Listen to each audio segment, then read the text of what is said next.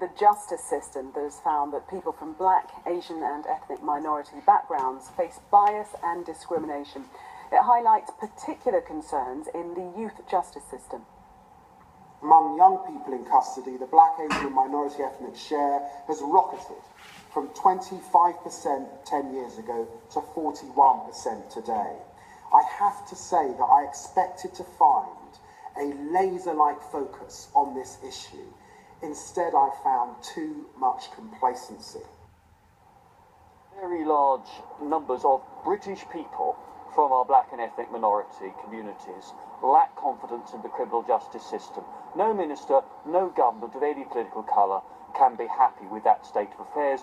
We need to address that problem. David Lammy's recommendations offer a possible route for doing some of that, and we'll be responding in detail to every item of his report.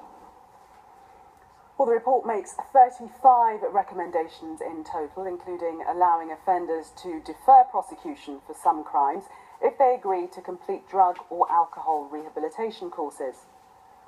Introducing a national target to achieve a representative split amongst judges and magistrates, that's by 2025. And to bring in race-blind prosecuting, where possible, meaning police forces would withhold names and other identifying information from prosecutors. Joining me now to discuss the review is Dal Babu, former Chief Superintendent with the Met Police, and Dr. Zubaida Haque, Research Associate for the Runnymede Trust. Welcome to you both. If I can start with you, Dal Babu, first of all. If you're in the criminal justice system, it's already too late, isn't it? I mean, many saying that an overhaul of the system is not what's required. It's more of a holistic approach, and what goes on before, especially youth, find themselves in the system. Absolutely. I mean, I was struck by the absence of involvement of the police in the report, because the police are often the generators of the arrests that then bring the people into the criminal justice system. So I think that aspect, I think, is interesting from its omission. But I think I'm also old enough now to have seen Scarman, Lawrence inquiry, the David Colbert-Smith inquiry, the CRE inquiry. All these inquiries basically say the same thing. It's about having more representation, having more challenge, setting targets. And we saw with the Stephen Lawrence inquiry that the government were prepared to accept all the recommendations and then abandon the recommendations around making the police more representative of the communities they serve.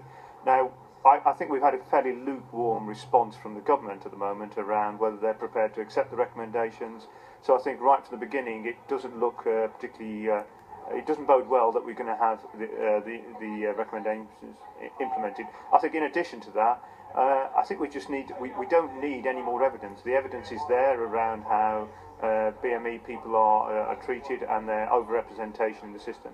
But I think there is a wider point here, is that some of the recommendations that you've just shown are already being used. So you can already defer a sentence if on an alcohol program or a drug detox program. But the difficulty is those things cost money. And it's about whether the government is prepared to put resources into those areas. And the final point I would make is this. I think in some ways this goes beyond race. You know, if you're a white working class man or woman, if you've been a white working class man or woman in the care system, you would suffer similar kind of issues of disproportionality within the legal system, and you would not trust the system as it is. Dr. Zubaida Haque, it goes far beyond race, and many of the recommendations we've actually heard before in reports that have gone before. Yes, I mean, hello, thank you for having me. I completely agree with Del that actually, in some ways, this report it can be seen from sort of different perspectives, and of course one is that it shouldn't be just taken as a race report. That many of the recommendations which the Runnymede Trust welcomes, many of Lammy's recommendations, could be seen as recommendations that benefit both white working class communities, men and women, as well as black ethnic minority communities. And that's an important point to take away from this report, because this isn't just about race. There's significant racial discrimination within the criminal justice system. We know that. It's good to hear that again from Lammy. As Dal pointed out, there have been many reviews. But at the same time, there are also issues about lack of informed knowledge about the criminal justice system and how people unwittingly manage to penalise themselves as soon as they enter the system. I think another point that Dal raised is a very good point, which is we also need to see the criminal justice system as the sharp end of sort of racial inequalities within society anyway. And we have to understand that, because for some groups, especially for instance the black community, from the moment they enter school, discrimination starts. So for instance, a black boy can enter primary school at the same educational level as all other ethnic groups, but by the time he finishes secondary school, an average black boy is likely to achieve less well. And that's a lot to do with systemic racial discrimination. Dalbabu, we had David Lammy speaking really about the lack of trust that people from ethnic minorities have in the criminal justice system. How do you think that should be addressed? He also suggested perhaps looking at the recruitment of magistrates and judges. Is that going to be enough to redress the balance that he's outlined? Well, I think the first thing is Zubaida's point about sort of the wider picture is really important. So even within this review, I think we've missed out a huge factor, i.e. the impact of the police. I think if you look at what happened 30 years ago when I joined the police, there was no ethnic minority chief constables and there were no women chief constables. Now a quarter of all the chief constables are women, and we still do not have a single black or Asian chief constable. I think the figures speak for themselves. So we have a real problem around making sure we have representation so people feel confident about the system they're going into. So that lack of trust is extensive. But I think I'm perhaps a bit more cynical than perhaps some. I'd be very interested to see what changes happen. I've lived through so many of these reports, and we have a huge amount of coverage. We have sound bites. We have people saying how awful it is. We have people wringing their hands. And then what would prevent your cynicism? Because you've made that point a couple of times, that you've really seen it all before. What would really make you sit up and think, yes, this is progress? Well, I mean, I hope you're going to do this interview in a year's time with some of the key individuals involved in this. And I think that's where you put pressure on these individuals and say, right, this report came out.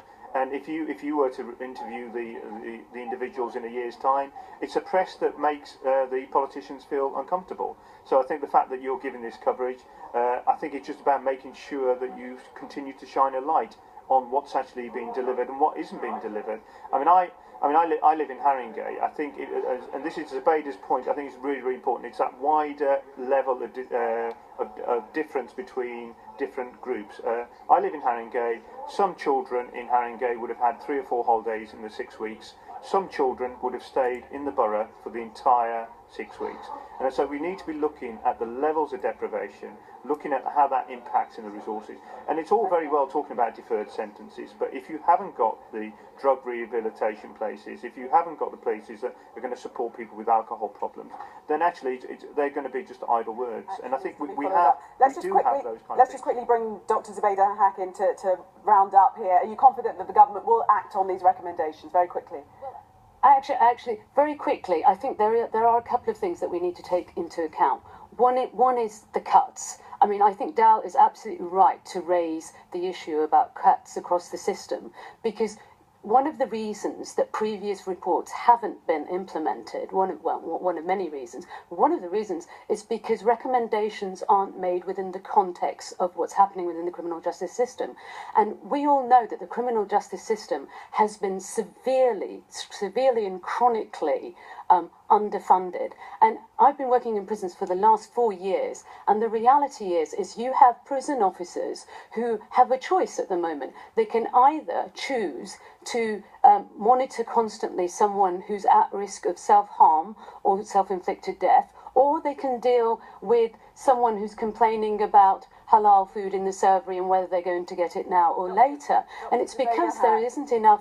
I'm afraid we must leave it there. We've run out of time, but obviously a very complex issue that needs to stay under the magnifying glass. Thank you very much, Dalbabu and Dr. Zubaida Haque.